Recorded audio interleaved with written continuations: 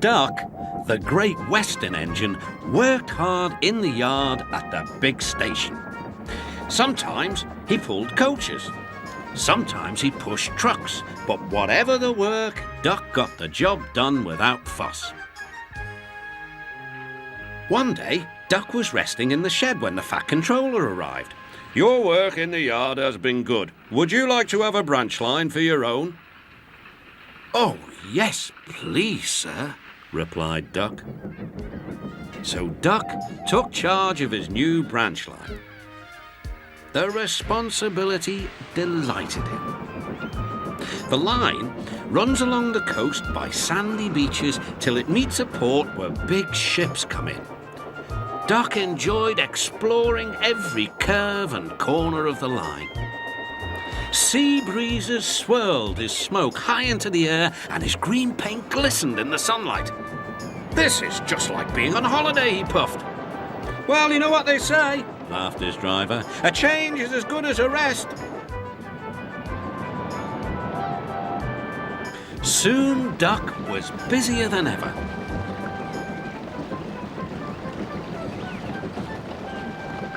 The Fat Controller was building a new station at the port, and Duck pushed the trucks wherever they were needed. Bertie looked after Duck's passengers, and the other engines helped too, but the work took a long time. Noise and dust filled the air. "Don't worry," whistled Toby, "the station's nearly finished." "And on time too," said Duck, thankfully. Duck felt his responsibility deeply and talked endlessly about it. "You don't understand, Donald, how much the Fat Controller relies on me." "Och, aye," muttered Donald sleepily. "I'm Great Western, and I—" "Quack, quack, quack." "What?" "Ye heard. Quack, quack you go. Sounds like you'd an egg laid. Now wheesht and let an engine sleep." "Quack yourself," said Duck indignantly. Later, he spoke to his driver. "Donald says I quack as if I'd laid an egg." "Quack, do you?" pondered his fireman. He whispered something to Duck and his driver. They were going to play a joke on Donald and pay him back for teasing Duck.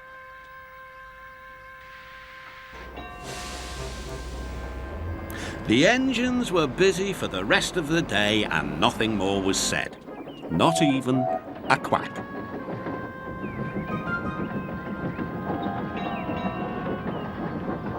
But when at last Donald was asleep, Duck's driver and fireman popped something into his water tank. Next morning, when Donald stopped for water, he found that he had an unexpected passenger aboard. A small white duckling popped out of his water tank. "Nay, who's behind this?" laughed Donald. The duckling was tame. She shared the fireman's sandwiches and rolled in the tender.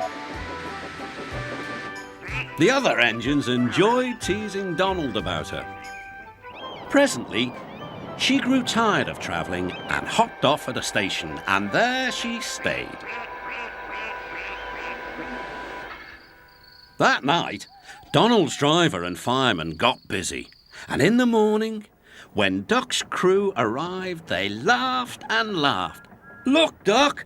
Look what's under your bunker! It's a nest box with an egg in it!" Donald opened a sleepy eye. Will. You must have laid it in the night, Duck, all unbeknownst." Then Duck laughed too. "You win, Donald. It'd take a clever engine to get the better of you."